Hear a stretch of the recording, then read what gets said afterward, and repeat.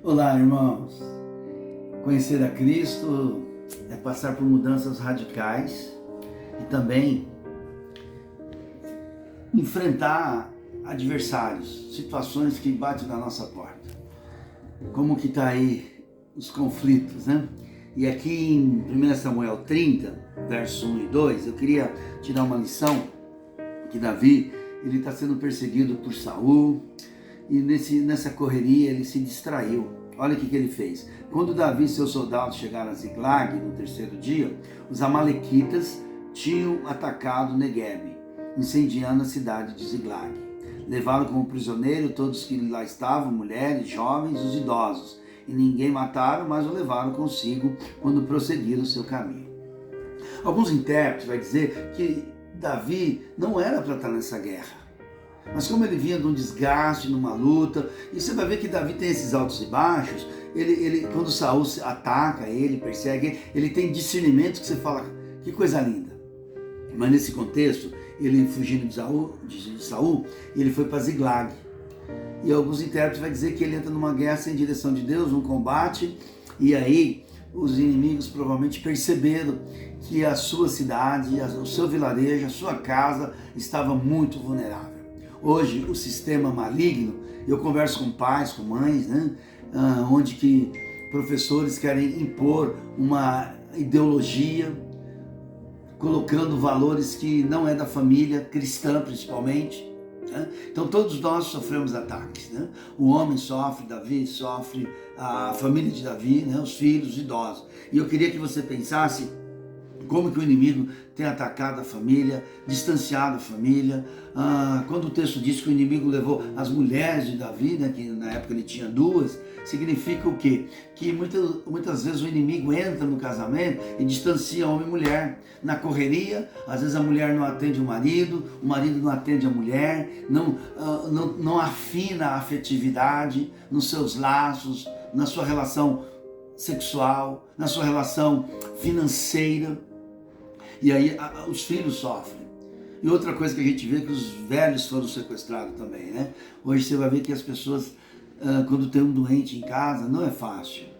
Mas nós cristãos temos a força do Espírito Santo, a força de Deus, para a gente servir sem enlouquecer, sem perder o foco, né? Então, quando a gente fala aqui os ataques do inimigo contra a família, e Davi, quando o inimigo ataca o líder, né, o homem, a família toda sofre. Davi estava no lugar errado, na hora errada, o inimigo vai lá, incendeia a sua casa, e quando ele olha, imagina ele chegando, né, da sua batalha, ele olha a sua casa, ele olha seu quintal, tudo em destroços, e fumaça, e fogo, e ele não vê mais seus animais, não vê a sua família.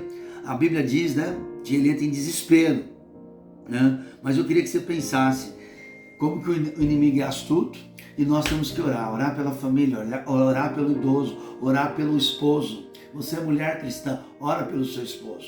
Talvez você é uma mulher viúva, ora pela sua filha, ora pelo seu genro, pelo seu filho, ore pelos seus netos. Seja a luz de Deus na família, em casa, porque o inimigo ele tem se levantado contra as famílias, e nós precisamos pedir ajuda de Deus, porque se a família não estiver bem, a igreja vai sofrer. E aí quem não está bem não vai servir a Deus. Quem não está bem não tem tempo para evangelizar. Quem não está bem não tem tempo de servir a igreja, não tem tempo de fazer parte do ministério. Porque a igreja é composta de pedras vivas, homens e mulheres regenerados que amam o Senhor, sem negligenciar o trabalho, sem negligenciar as atividades seculares, mas ele sabe medir e distribuir as 24 horas do dia, os 7 dias da semana, os 30 dias do mês e os 365 dias do ano.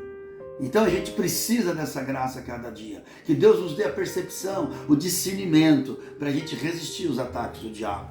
Aí depois você vai ver que quando Davi encontra ali, a Bíblia diz que ele ficou muito mal. Se hoje você tem sofrido ataque e está sem força, eu queria orar com você. Eu queria que você olhasse para o Senhor e não deixasse o inimigo mais prevalecer na sua vida, porque maior é o que está em nós. O inimigo é astuto, sim, mas é no nome de Jesus que a gente resiste ao diabo. A Bíblia diz que a nossa luta não é contra carne nem sangue. Então nós temos que pedir a Deus sabedoria para a paz voltar na nossa casa. Na comunicação, na relação, homem cuidando de mulher, mulher cuidando do homem, o homem e a mulher, os pais cuidando dos filhos, para a glória de Deus, para a gente avançar na pregação, no testemunho. Então, se a gente não estiver bem, como que a gente vai fazer? Então, Deus, ajude, Senhor, essa família a ver a tua glória e o teu poder. Pai, traz a paz, repreende o inimigo, traz a bênção sobre nós. Deus te abençoe. Lembre-se que Jesus Cristo é o Filho de Deus que morreu e ressuscitou para nos dar uma vida nova, uma vida vitoriosa. Então, sai dessa crise, começa de novo, renova os seus laços e glorifica a Deus porque Cristo derramou o sangue dele por mim e por você. Deus seja louvado.